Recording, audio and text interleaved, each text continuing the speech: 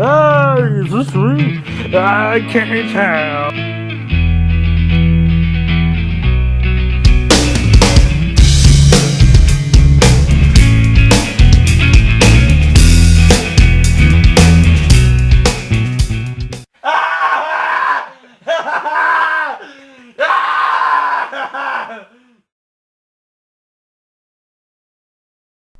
Hi.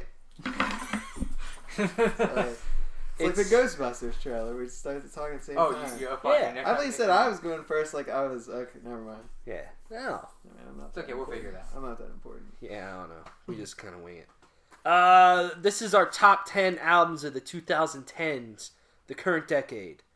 We're doing from 2010 to 2015. Best albums of the half decade so far.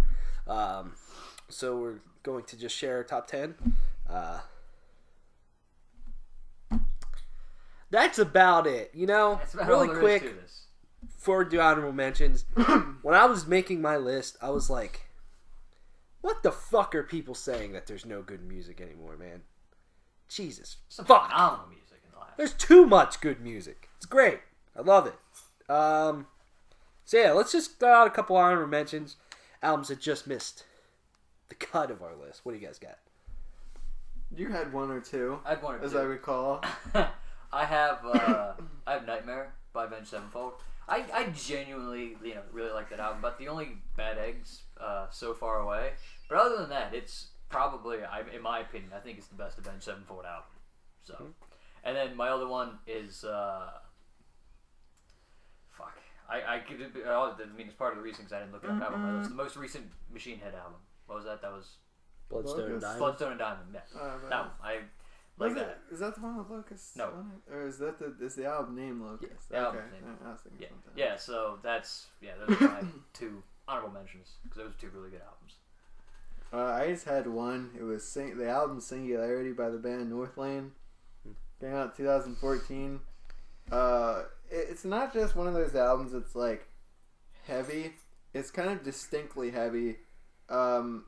And really good songwriting too. It's not just something that's out there, like, not to name any names, but bands that it's heavy and it's like whatever. It has a lot of character and really interesting songwriting. Yeah. But one of its like main points is that it's like really heavy and cool in that sense. I have a couple.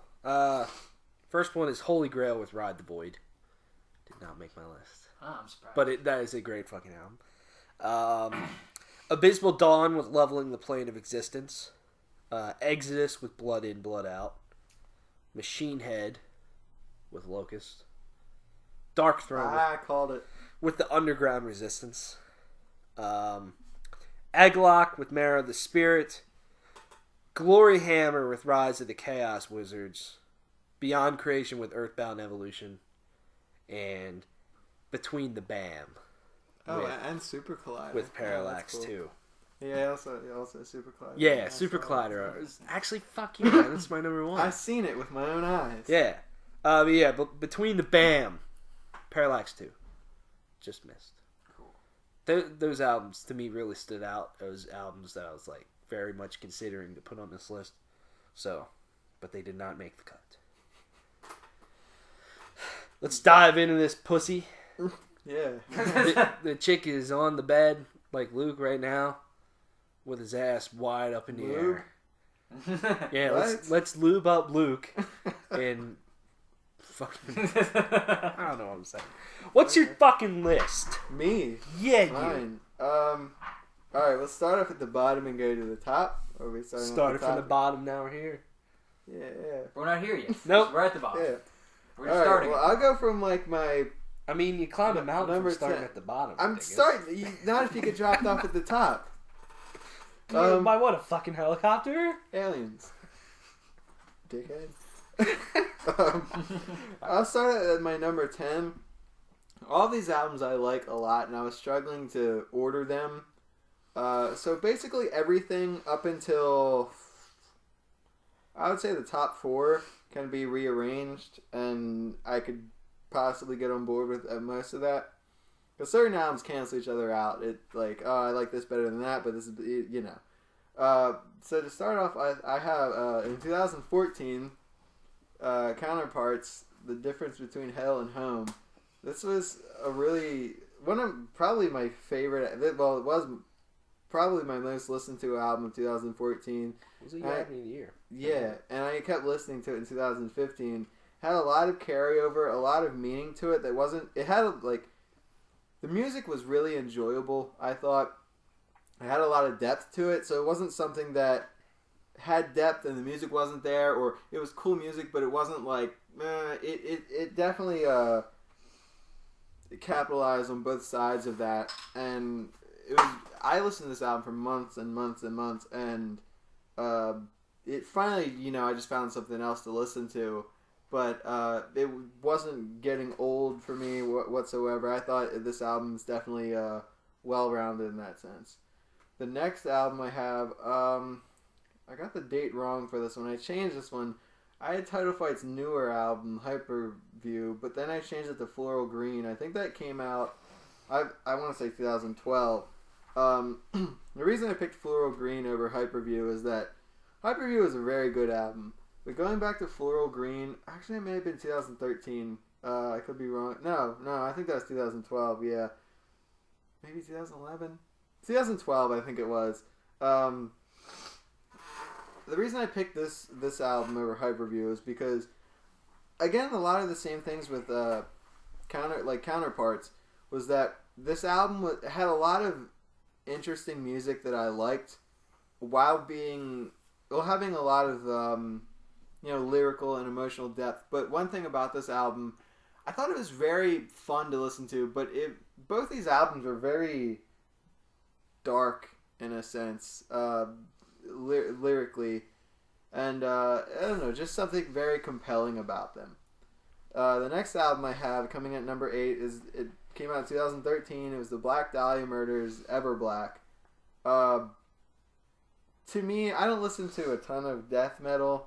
I guess this is what melodic death metal, whatever, like smaller category this is in. But it's like the best death metal album that I've ever heard in my entire life. Every song has its own identity.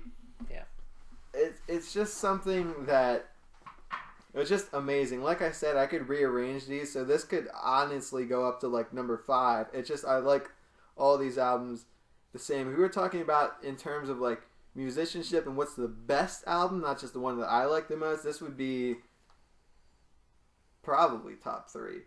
Because my number 1 and number 2 are also very musically great. But this album, like I said, every song has its own identity. It's heavy. It can be melodic. Ryan Knight is really good at soloing on this album. Trevor is just as amazing as ever. And there were some doubts that I guess a lot of people may have had about the band having a new drummer coming into this album. But this album really just, took me by storm. It was such an amazing album. Like I said, heavy, melodic. It had everything to it. The next album I have, number 7, is an album that was just released last year. That's kind of been growing on me, but then I kind of won't listen to it for a while. But it's weird. I can come back to it and get into it for a little while, and then I can listen to something else, and it's something that I can come and go to. And so that, I guess, ease of access, really. I can come and I can listen to it. It's Halsey, Badlands. It's, like I was talking about if you watched our favorite albums of the year, or our top 10 albums of the year for 2015, the video we did at the end of 2015. This was up there.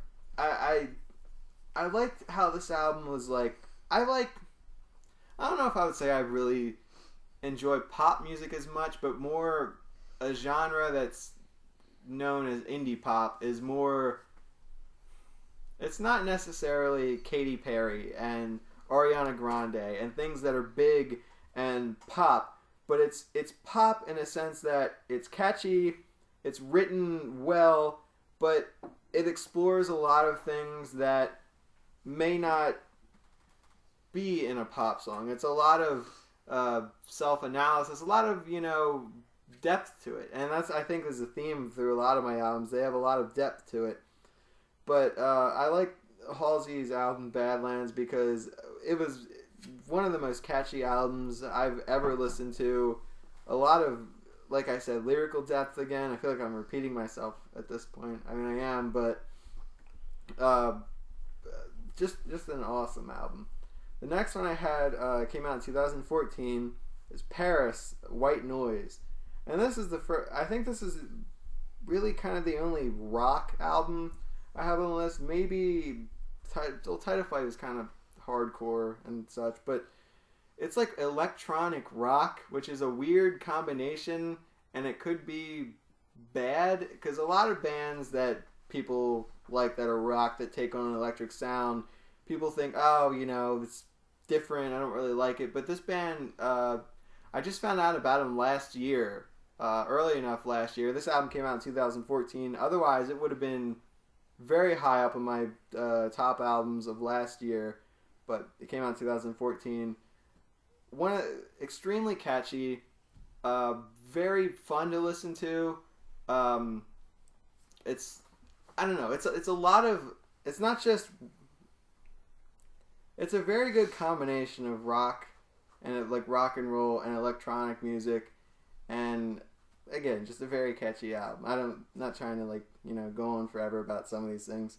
The next album, 2012, Converge, All We Love We Leave Behind.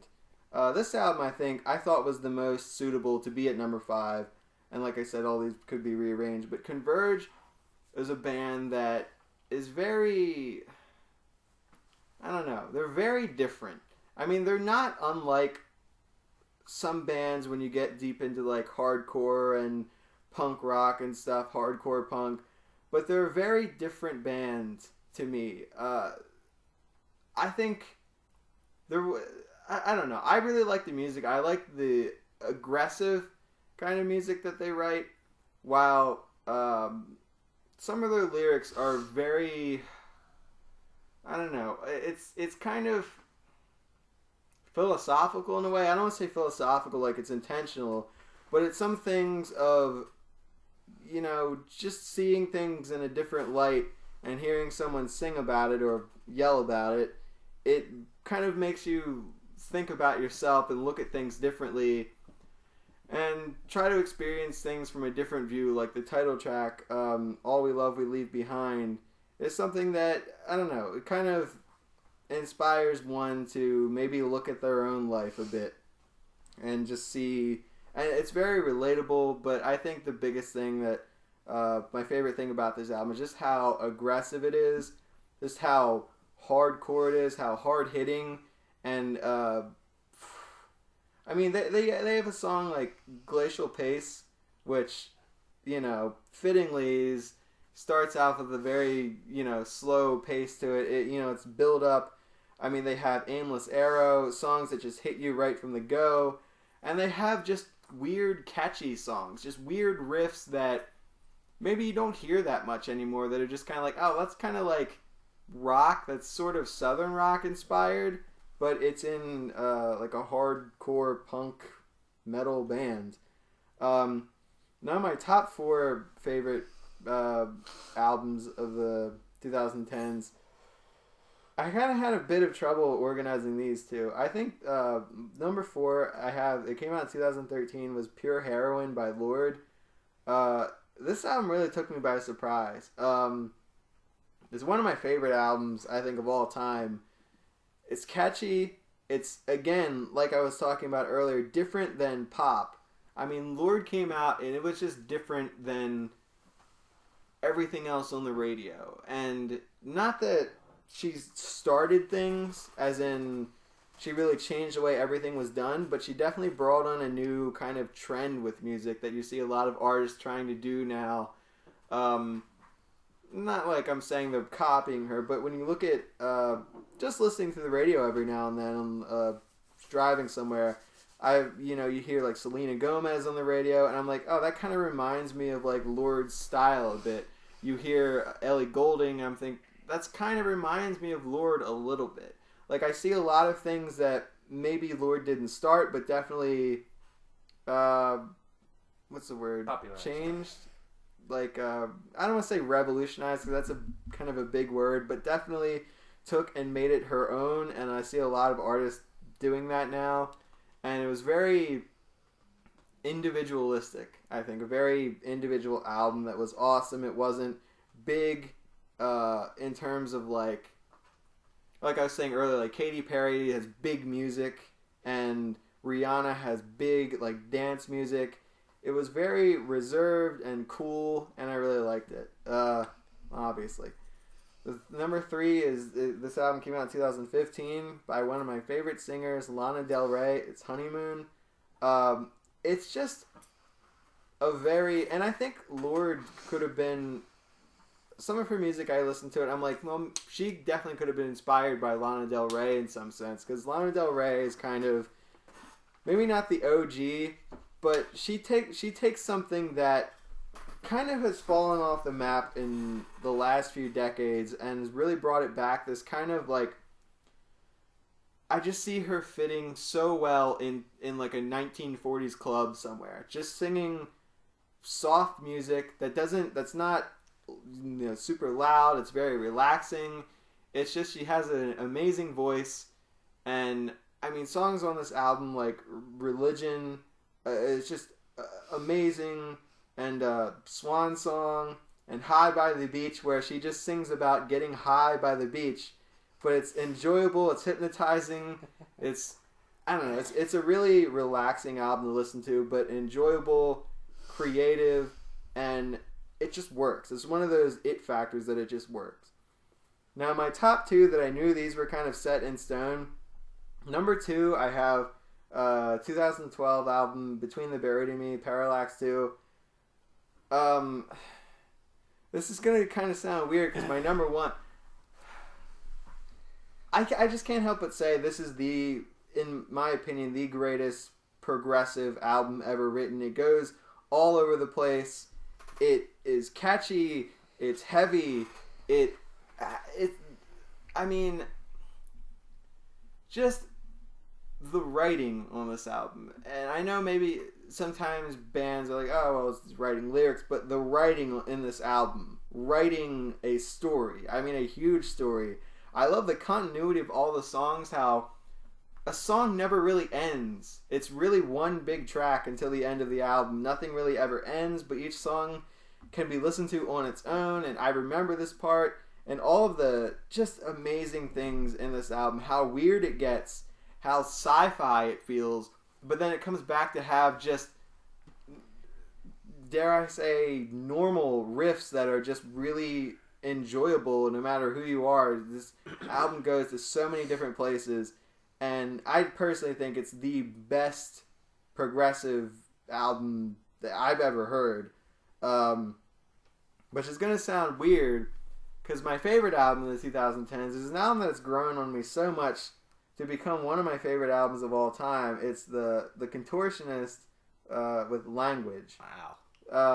That's awesome. Yeah, it was kind of weird saying that Between the Buried and Me, I think their album is the best, but I think the Contortionist with Language is my favorite. This album is so... It's incredible. Yeah, I mean, it's so... It doesn't really do the things that Between the Buried and Me does, of going to all these weird places and super fast and super heavy, and then we're over here and we're over there. This is just an example of well-written music. Just well-written across the board. I mean, I love the themes, or like, well, kind of the one theme in the form of a story that kind of repeats itself throughout the album. It feels like things make sense and they reconnect and everything's just connected together in this album. And I think Language is an amazing song. Language 2 is kind of the counterpart to Language Part 1. It's like, Language 1 is heavy, or Language 1 is just catchy. It's in ways gentle. It has amazing... This album is full of hooks, but it has hooks, and then Language Part 2 is like heavy, and it brings this metal side that's not just what they did with Intrinsic, where it's like, oh, heavy, and we're gonna have breakdowns, and like it's gonna sound really big and heavy and like loud, and it's just kind of, I don't know. This album is like, I would give this album a 10 out of 10 right now. I love this album so much. It's extremely well written music. Vocally, I mean, how do I want to say this? Vocal hooks, thinking about how you want to sing something to make it catchy. Everything on this album came across so well, so flawlessly. I can't think of a single thing wrong with this album. In my opinion, I mean, like, The Parable, the last song on the album, has this huge finish that's just amazing, and it, you know, finishes all over you. And, like, you just, I mean, after listening to this album, you just have to go smoke a weed. And it's like, I don't know, it has a great start to the album with The Source, and it comes in, it's this intro track, and then you get into that, just the beginning of Language, and it's, I mean, fuck. Then you have songs like Thrive and Primordial Sound, and then you finish with The Parable. Like, this album is a journey, and it's, you know, just fucking amazing.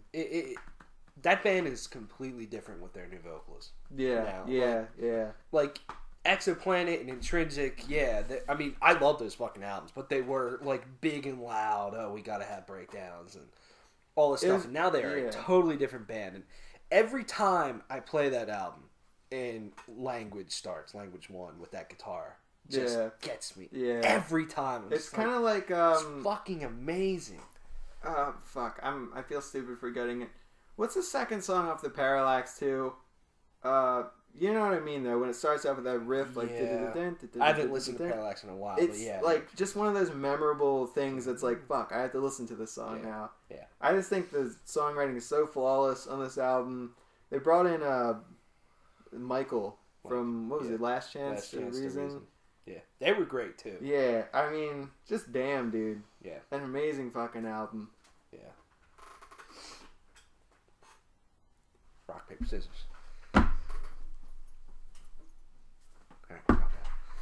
Alright. My top 10.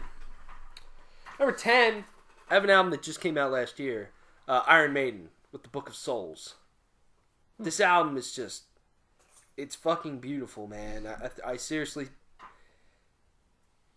Fuck, I'd probably put this in the top 3 Iron Maiden albums of all time. Like, I seriously think this rivals anything they did in the 80s. Songs like The Red and the Black, the title track, you know... Oh, fuck, what is it? When the River Runs Deep, and then you have Empire of the Clouds. It's just an 18-minute epic to end this album, and it's a double album that's just phenomenal, and every single member just hits on all cylinders, man. I mean, it's seriously, it is a great album from start to finish, and it's everything you would want from Iron Maiden. It has the riffs, the hooks, the solos, the melodies, everything. It's seriously great. Forgot to mention that in my honorable mentions. Yeah, Forgot this album. Number 9, I have Sky Harbor with Blinding White Noise, Illusions, and Chaos. This is another double album. Illusions is a lot longer than Chaos. Chaos is just about 3 tracks long, but I like the Chaos side. Don't get me wrong. It's got some heavy moments. It's got some great riffs and hooks. You know, the vocals are great on that side, but it's the Illusion side that really makes this album great. Daniel Tompkins, this is where I was introduced to him as a vocalist, and, you know, now that he was in Tesseract, now he's back in Tesseract, and, you know, he is one of the best vocalists I've ever heard, and, you know, listening to songs like Catharsis and Order 66 and Celestial, it's just like, fuck. It's gorgeous. I mean, just listen to Catharsis. Catharsis goes on such a journey, and it seriously just gets me every time. It's got just incredible riffs, and then it's the melodies that really make this album great. And I always forget his name. I have it written down. Keshav Dahar he does guitars, bass, and drums on this album, and just completely fucking knocked it out of the park. I mean, some of the solos on here are great, and also they got my favorite guitar player of all time to do some solos on it too, in Marty Friedman, and they're phenomenal. I seriously, I love this band. Their second album was good, but it was nowhere near as good as this. This was like fucking... it was extremely good. I love it. It's still good today. Number 8, I have Epica with the Quantum Enigma. This is by far Epica's best album, in my opinion. This is by far one of the best... Fuck it, this is the best symphonic power metal album you can listen to. Simone Simmons just has a fucking voice that just completely captures you. And when you put on a song from this album, you can't just fucking turn it off. And most of the time, you really can't just turn this album off. You gotta listen to it from start to finish. This band, especially with this album, just got a huge, big fucking sound with just the orchestration of everything and just the guitar work, huge riffs, huge hooks all around, like Unchained Utopia, The Essence of Silence, just Chemical Insomnia, just so good from start to finish. Incredible production. I mean, seriously, and the songwriting is where I think it's really the best, for sure, because, you know, I like Epica's past albums, and you know, Requiem for the Indifferent, the album before this one, was good, but the songwriting just felt a little lacking, and then this one just completely punches you in the face from the start. It's phenomenal, man. Yeah, I absolutely love it. Number 7, Winter Sun with Time One. Oh. It's only 3 songs, basically, but goddamn is it so good. I mean, I'll never forget seeing Winter Sun live. They basically played this album in its entirety. I mean, there's only 3 songs, so they kind of had to. Almost, yeah. I mean, they almost played every damn song that they've ever written. And they wrote a new song on time too, and said it's supposed to be out soon, and it's still not. But it's like Kingdom Hearts 3. It's never gonna happen. Yeah, and you know, you listen to Time, and it just takes you on a fucking journey, man. I mean, right from the start, when you put that album on, it starts with the intro track and the do do do do do. You know, it's like it just sets such a mood and an atmosphere, and then it just boom smacks you right in the fucking balls with Son of Winter and Stars. And that song is so good. I mean, the riffs are tight, the solos are fucking awesome, the vocals are up here and down here. I mean, I love when Yari just fucking comes in with his growled vocals, and they sound so evil. And then just the big hook at the end with the chorus, you know, repeated with everybody singing. It's like, yeah, it's so good, man. And then you got a slower song with Land of Snow and Sorrow, really good. But I think Time, the title track, is probably my favorite song on there. That by far has one of the best top 3 solos I've ever heard in my life. Like, that solo that Yari does is phenomenal, and everything that builds up to that solo is really good. The main riff is great. I mean, from a songwriting standpoint, this is just some epic and perfectly crafted music. Its mix is fucking awesome.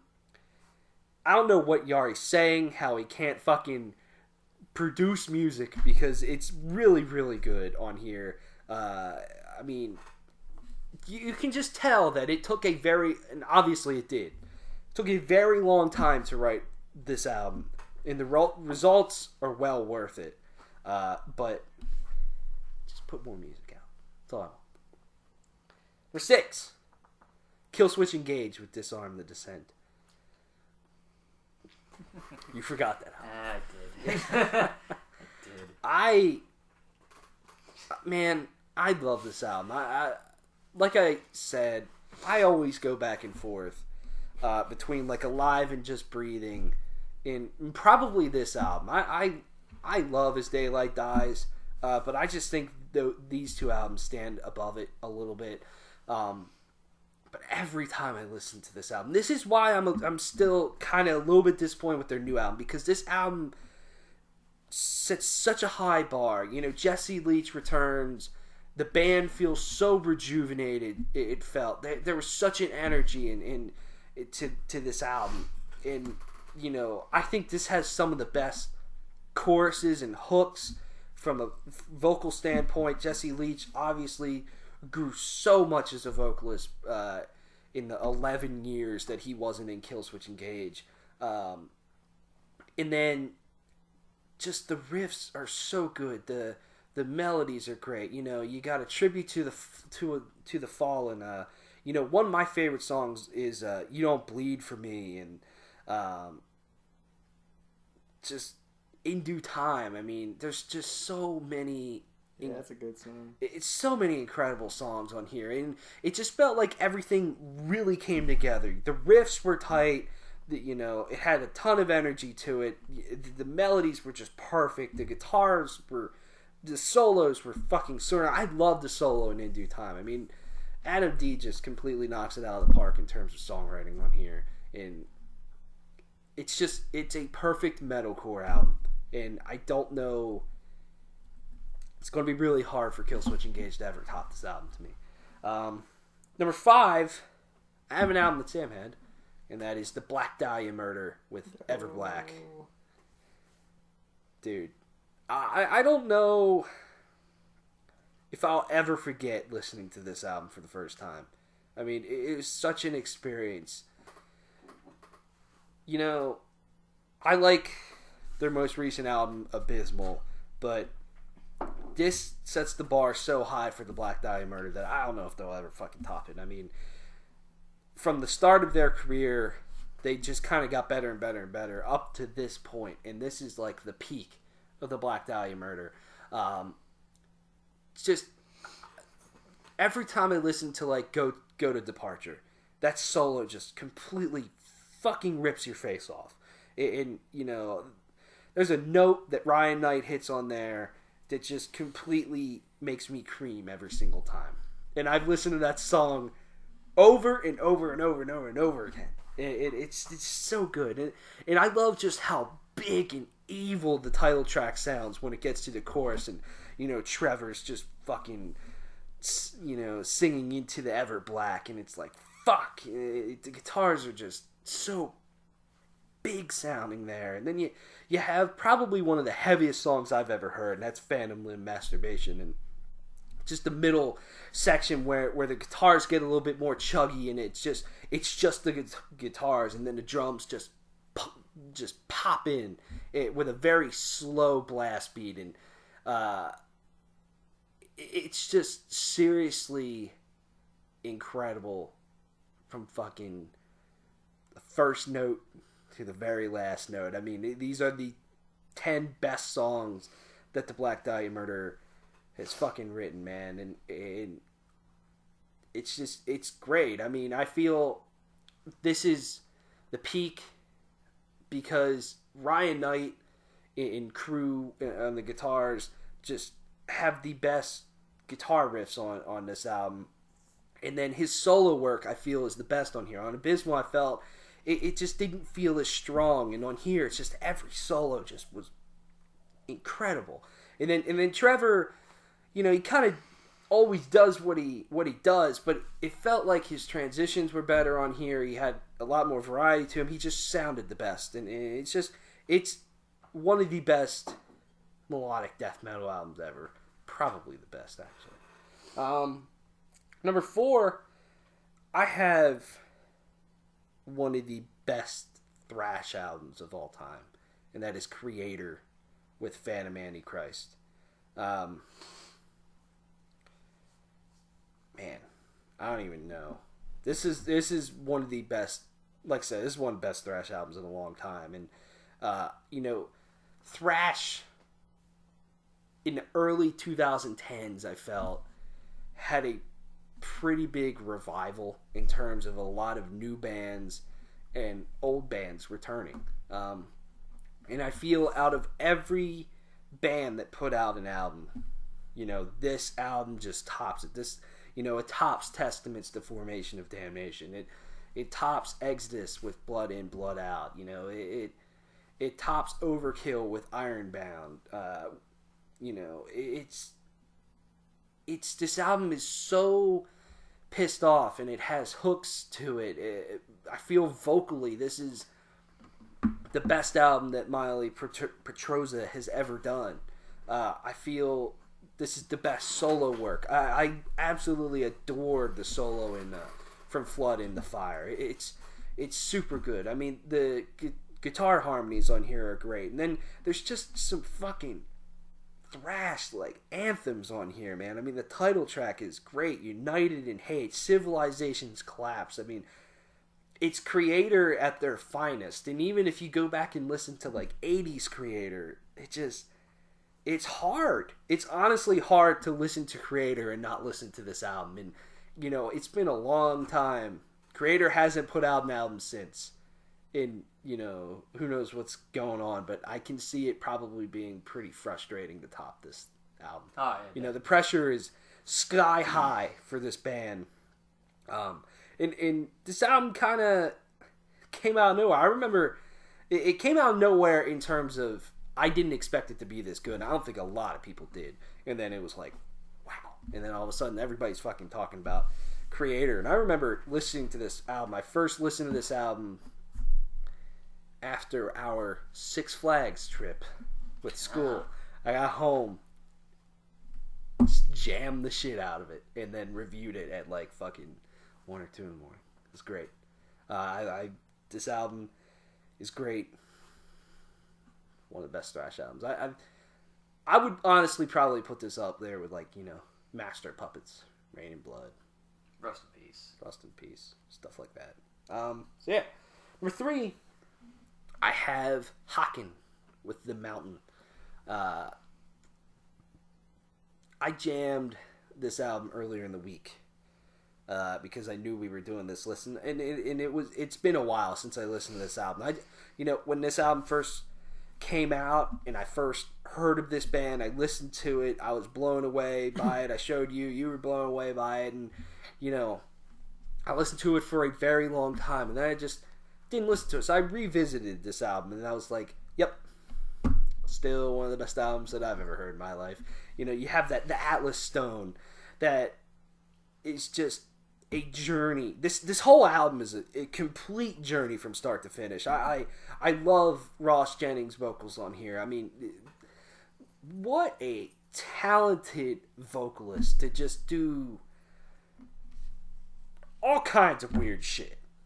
And then what a talented band to do something like Cockroach King.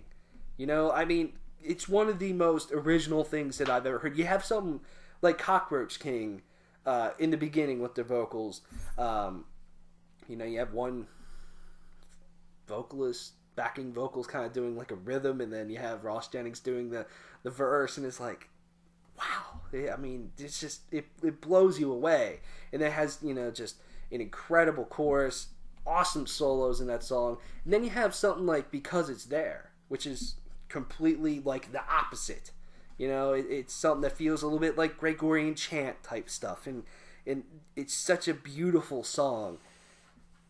And then the guitar work on this album goes from being some of the most beautiful stuff you've ever heard to some of the heaviest stuff you ever heard. I mean, Cockroach King has some really low-tuned guitars on it halfway through. And even like the Atlas Stone in the beginning, you know, when the vocals come in, it sounds very epic sounding, and you know, the guitar's just doing a pretty simple riff. You know, that's just it's great. And this album has such great production and sound to it. It's an album that completely will blow you away every time you listen to it.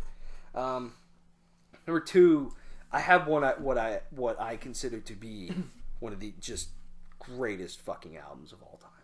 That's Visigoth with The Revenant King. This is this band's first album. Like, what the fuck? This is another album that I listened to earlier in the week, and I don't think this album will ever get old. You know, hearing The Revenant King start off this album and hearing that riff, and then the drums kick in, and it's so heavy. It has such a raw sound to it, and it'll just never ever get old listening to this album. And the lyrics are kind of corny. You have something like Dungeon Master or Iron Brotherhood, but it's like, who gives a fuck? The vocals are just extremely catchy. There's a lot of variety to it. I mean, there's soaring vocals, like in the middle of The Revenant. You have a lot of chants on here, like Iron Brotherhood. I mean, that's one of the most epic sounding things. The guitar riffs are fucking all over the place, and just classic heavy metal riffs that still feel super fresh and super unique, and kind of like, well, I've never kind of heard this before. And then the production just helps this album. I hope that Visigoth, as they grow in popularity and grow as a band, always keep this type of sound, because it just works for them, because it's raw and it's still very heavy but still kind of clean at the same time. I love the solo in The Revenant King, and I especially love the solo in Iron Brotherhood. I love how it just kind of goes back and forth. It's extremely good, but it's just a really, really good album. It just gives me a feeling that I can't. It's just so hard to explain every time I listen to it.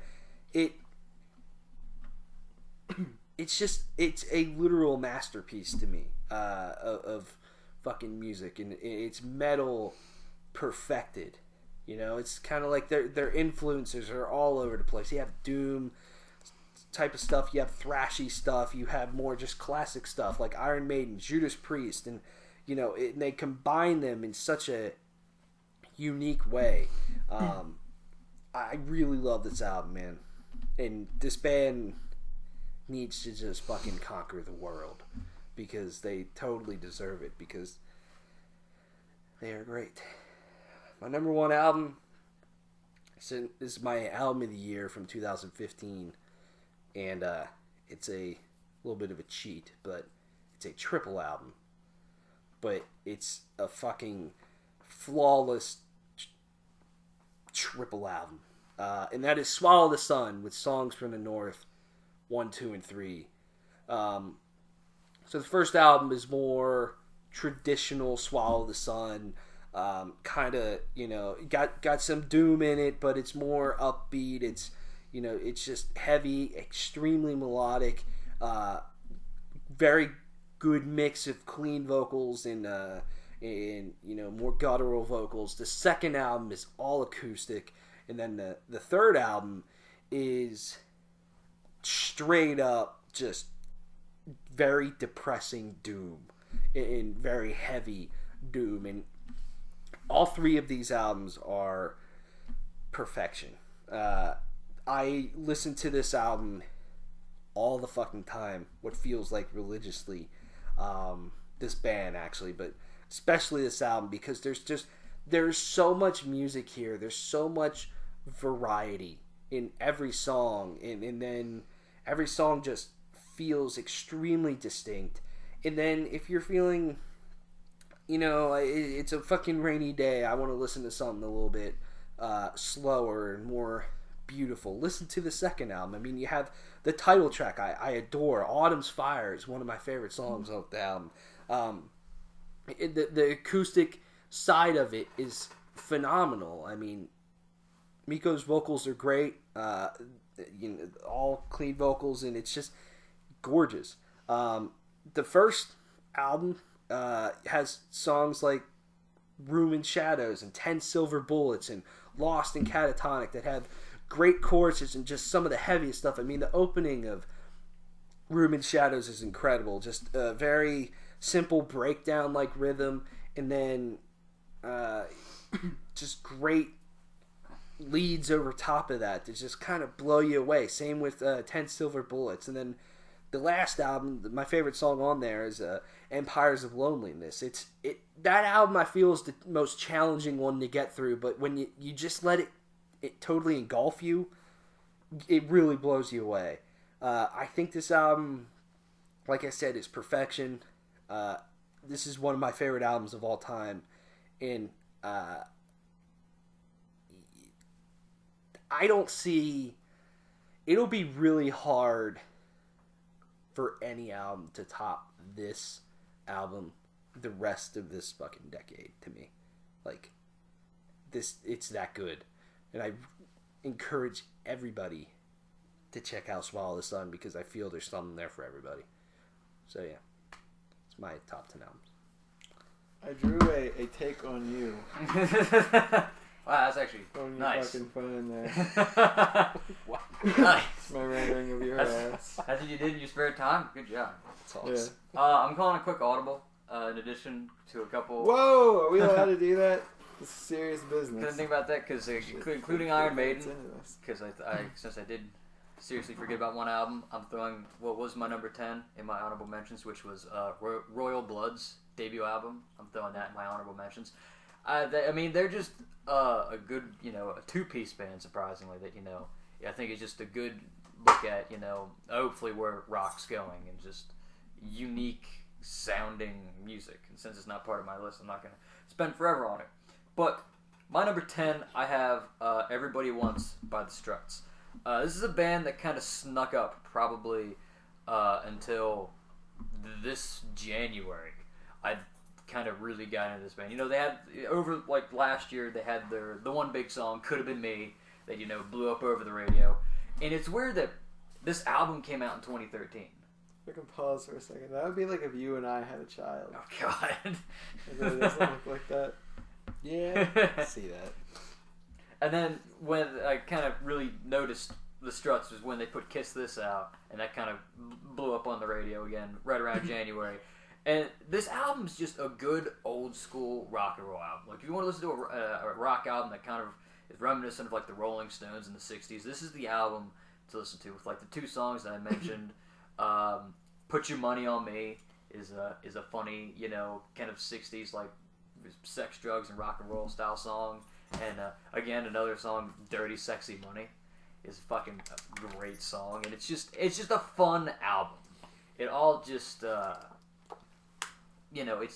it's since it's that kind of old school style, but it's also modern. It's just works, and the vocals are very reminiscent of like Freddie Mercury, and the guitar styles again very reminiscent of like the Rolling Stones. It's just really cool, and they're becoming my new favorite rock band.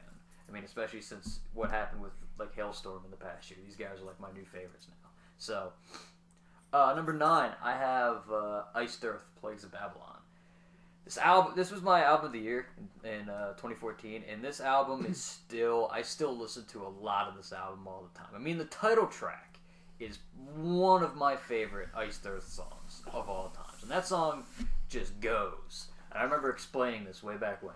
The song doesn't really, constrict itself by saying verse, chorus, middle section, chorus. It just goes, and it does whatever the hell it wants, and yes, it comes back, but it all makes sense, and it fits.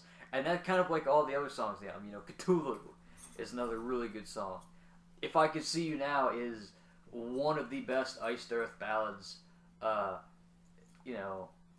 ever. I think it's not as good, but I think it comes close to rivaling like Watching Over Me is, that song that's just that Iced Earth ballad that they're really, really good at writing. And like other songs like Resistance is an awesome song. Like, this is just Iced Earth after they got Stu Block as a vocalist, kind of just coming into themselves. Like, this is, boom, going and branching out. Whereas like, Dystopia was very much like just that was the album, right? Mm-hmm. Yeah, Dystopia. That was like it seemed like a little bit more safe in terms of an album, whereas this album is very much more expressive and going everywhere. I forgot his name was Stu Block, so for a second then I was like, "What the fuck who's that?" But I forgot. Thanks. Number 8, I have Diamond Plate, Generation Y. I think this is the new. This is like my new like personal favorite like thrash metal album. I listen to a lot of this album all the time. It's kind of bad. Like, at the Mountains of Madness is, an awesome song. That main riff is amazing. This has probably, again, my new favorite modern thrash metal song, Empire Tomorrow. Empire Tomorrow is just another kind of song that just fucking goes. And if you want a song that kind of exemplifies what modern thrash is, that's the fucking song right there. Like the middle section there, where it's mostly chuggy, and it like is like one of my favorite like thrash riffs ever written. It's so simple, yet it's just heavy, especially when the drums slow down. It's perfect. And then other songs like the title track, the ending of that song with like the chants, with the why is awesome. And then other songs like Relativity are fun songs to listen to. This is again, album's fucking great. Now, for the reason I called my audible, I have Disarm the Saint, Killswitch Engage. I forgot about this album though when I was thinking. And this is my favorite Killswitch Engage album. It's probably my second favorite metalcore album ever, probably behind Scream Aim Fire by Bullet for My Valentine. This album is special to me because this was like the first Killswitch Engage album that like came out after I started liking the band, and so like I kind of didn't get to see like albums like their self-titled or As Daylight Dies and kind of like see the band grow. Like I kind of watched like, okay, this is what Killswitch is, and then this came out and it's different. It's a more aggressive style Killswitch Engage. Again, In Due Time is another song that it's kind of bad how often I jam that song. A Tribute to the Fallen. I really like No End in Sight. That's another cool song from the album. Like this is just again this was in a way my first. This is my first new Killswitch Engage album, and it was just so different from what I had heard up until that point with Howard Jones. Jesse Leach does a phenomenal job, and so this is just an awesome album. So, where am I at now? Okay, number 6. I've Ride the Void, Holy Grail. This is after we saw this band live on the Middle Alliance tour, this band like took over my life for like 6 months. This is all I wanted to listen to, and this is a lot of what I want to listen to a lot of times. The title track is awesome. The guitar harmony with the sweeps is still like one of the like coolest things, even though it's not as mind blowing as it was the first time I heard it. It's still just awesome to listen to. Songs like Bestial Triumphs is awesome. That chorus is cool. Dark Passenger is like a cool heavy song, and then Crosswinds is like this kind of, especially during the verses, like this toned down kind of thing, and it's just cool. This band does kind of anything you would want a modern metal band to do, especially a modern kind of, I guess, almost power metal band. These guys are just awesome with the guitar harmonies. So many riffs everywhere. I'm not sure if any other album that I have listed here has more riffs on here than that album does. This album just riffs out the butt. Number 5, A Phantom Antichrist, Creator. I agree with Tyler. This is probably one of the best thrash metal albums ever. The title track is probably up until I really got into Diamond Plate. Title track was my favorite like thrash metal song ever, especially the ending when the main riff comes back and they slow it down. That's like my favorite part of like any song ever. I don't know, just that riff slowed down with the drums is like fucking perfect. Death to the World is another awesome song that I like, and then From Flood into Fires is nice because it's a little bit more melodic, and then there's the acoustic guitar or the clean guitar in the middle part, which I love because it's like different. You actually get to hear like Miley sing, which is different because he doesn't really necessarily do that. Cyrus? Yeah. And then Civilization Collapse is another song. The middle section of that song is awesome. It's so simple, but that's the thing. This album at times is simple, but they kind of make it work. And then other times, like it's thrash metal masterpiece. It's definitely the best thrash metal album I think to come out in the last 5 years, 5, 6 years, however long it's been. Number 4, I've Epica. Again, this album is awesome. I love complex, big music, and I'm not sure. There's probably only one other album that I think is bigger, and I'll get to that, here after a bit. But the title track is an awesome experience. My favorite song is The Second Stone. I love the chorus to The Second Stone. It's like just the coolest thing. It's with just the straight chords underneath it and the vocals. It's just, again, this is another one of those bands where I like that the songs just kind of go. You know, The Essence of Silence, the middle section is awesome. It's just like a cool, like, almost moshy part, and it just goes. And then Unchained Utopia, the chorus is, you know, again, amazing. I love that there's so many different elements to this band. There's the, you know, the very much like There's carbon, there's oxygen. God damn it.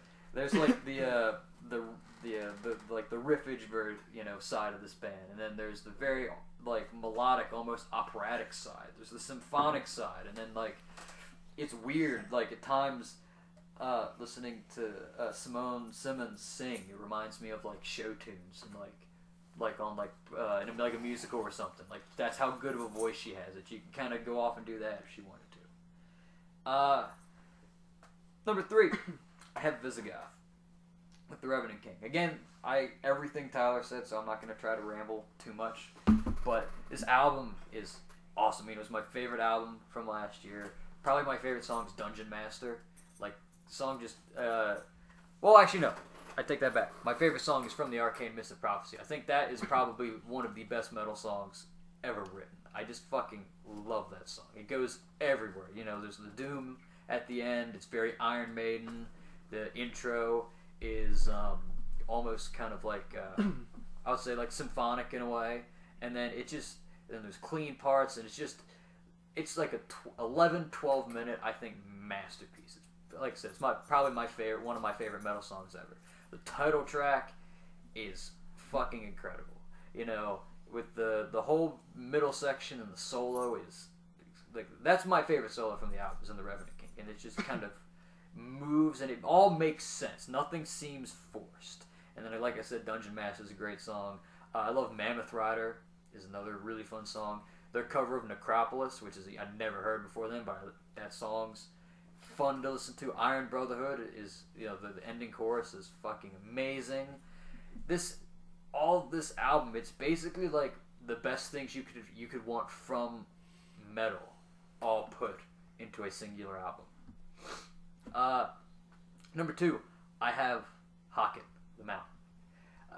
Again, I'm usually like not too much of a fan, as I talked about when we did the track review. I'm not too much of a fan of progressive music because, in some ways, with a lot of progressive bands, at least I feel, they kind of they stick to their thing, which is like, you know, if it's a progressive rock band, you know, it's rock. They're not really going to stray too far from that. If it's progressive metal, it's metal.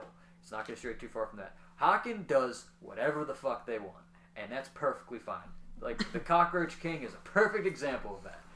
Like, I don't know. Like, listening to this album for the first time, that is not the kind of song you expect to hear. At all. Ever. You know, the Atlas Stone is cool. The piano is usually what gets me. It's almost this very uplifting, almost like... you feel like you're floating in, like, the clouds when that song starts and throughout that song. And it's just so cool. The whole album is a journey. And then, like, In Memoriam's another really cool song that I like. And the chant, Gregorian chant, like, intro to, there it is, Because It's There, is really cool. Like, this band just does everything. And that's the thing, I think that they are open to everything. Again, with, like, the Cockroach King and Because It's There. They just, you know, they do whatever the hell they want. And I like that. Like, this is, I think, the best progressive band ever. The best progressive album ever. And then, number 1, I have Winter Sun Time 1. And I still have this album number 1 simply because of the fact that I'm not sure there is an album that does everything that I like in music in one place as well. It's big. Like I said, this is the album. I think this album's bigger than Epica in a lot of ways. I mean, heck, there's like over 200 audio tracks on this album. You know, Sons of Winter and Stars is just a masterpiece of a song. And, you know, my favorite sections from like the middle part where it's just the acoustic guitar, it's just Yari singing all the way to the chorus. Like, basically from like the 7th minute on, that whole last half of the song is music gold. And it's some of the best writing I've ever seen. You know, The Land of Snow and Sorrow is another song that's just it's shorter because the other two. Comparatively, the other two songs both over 9-10 minutes long. But this song, it's nice and it's cool and it's slow. And then Time One kind of just does everything. The almost ragtime piano at the end is my favorite part, and it's the very end. But I just think that's so interesting. Nobody thinks of something like that. And it's cool. And Yari's songwriting abilities are incredible. I love the solos, everything, and I agree with you on the mix. It makes it sound more of an orchestra, not a metal band with an orchestra in the background. It sounds like it's all one piece, and I think that's what makes this album special. The other thing that makes this album amazing is that on every other album, even a little bit, there are songs where I will listen to all of these albums in their entirety a lot, but what usually ends up happening is that even sometimes I'll just be okay, I don't want to listen to this song. I'm not listening to that. I just want to, boom. Whereas I'm not sure if there's a single song that I would skip on this album. A song from this album comes on, I'm fucking listening to it. Whereas even with Hawking, even with Visigoth, even with any of the other albums I mentioned, there's probably all right, I'll listen to this other song, which something on here comes on, I'm I'm stuck with it. But not that it's a bad thing. It's time to go. So, that's my top 10 albums. Woo! Yeah. It's 30 albums of music gold. Check out all these albums. It's been a long video, but that's fun. Yeah, long videos are fun. Yeah. Tell us what your top 10 albums of the 2010s so far